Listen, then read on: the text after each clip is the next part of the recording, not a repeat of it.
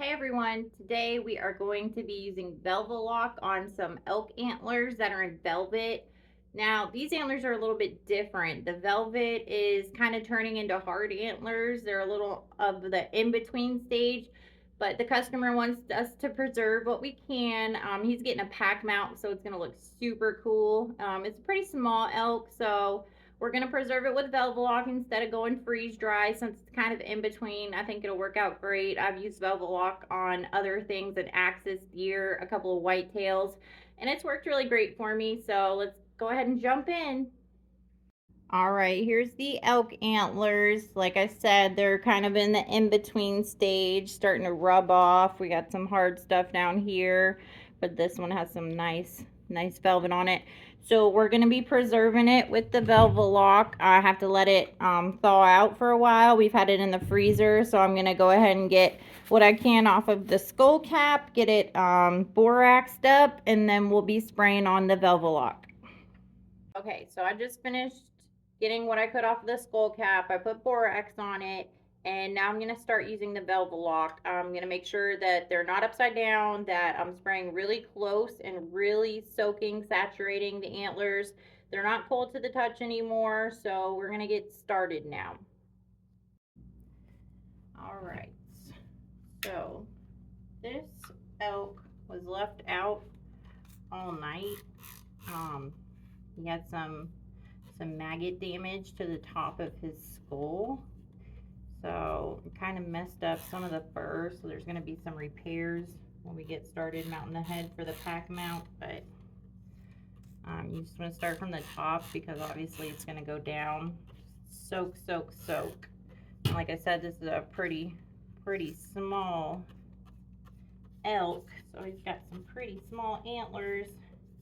As you can see, he was kind of in that in-between phase of losing his velvet. You can especially see it over here.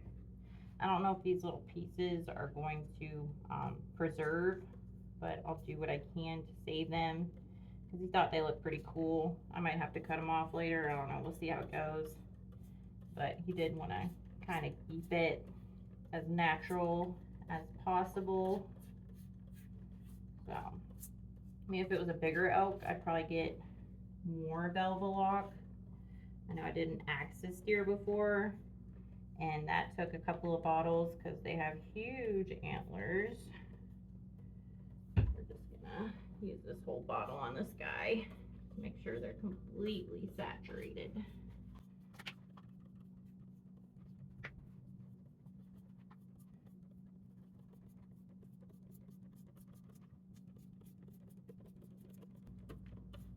Whew, smells like alcohol.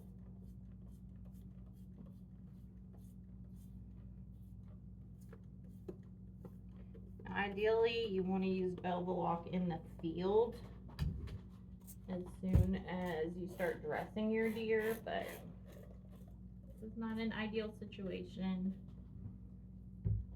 It'll still work though. The axis deer, he didn't use that in the field. We had it in the freezer for a little while, and then we took him out, and we ended up using it.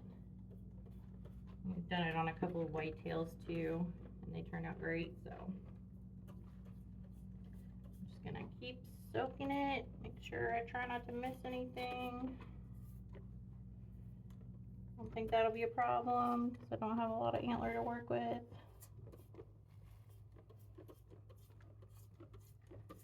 Now it's all over the table.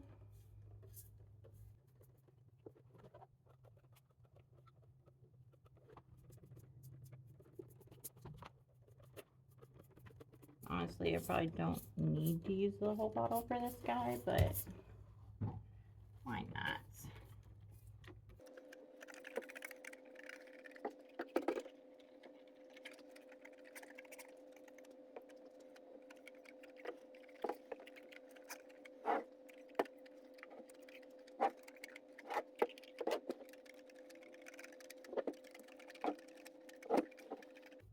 Just trying to get all angles, make sure I'm not missing anywhere. So this is probably overkill. I'm sure I'm gonna be okay.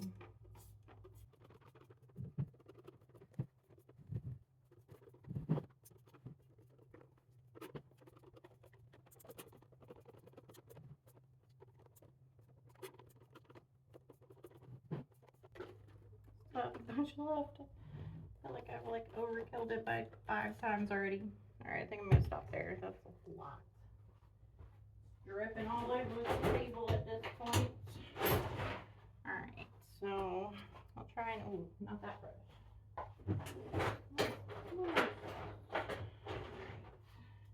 This brush.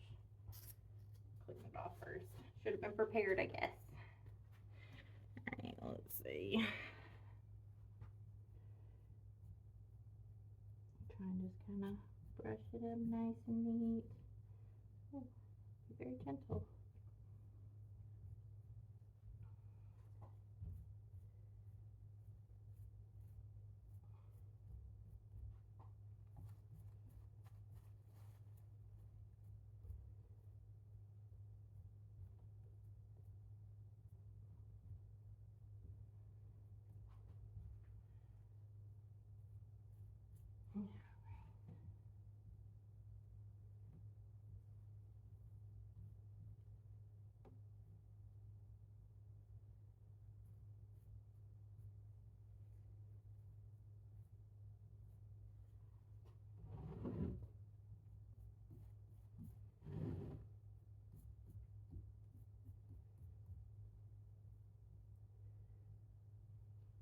Even though it's coming off, I mean, I told him I could have done a repair for him and just got it all off and redid it with the Static King, but like I said, he wanted this to be as natural as possible, to be as close as to what the elk looked like.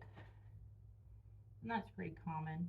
And with the axis, I did some repairs, but he was pretty close to being in full velvet. I mean, he wasn't really rubbing off that much or anything. Most of the damage that happened to the axis was from them touching the antlers and not having it preserved.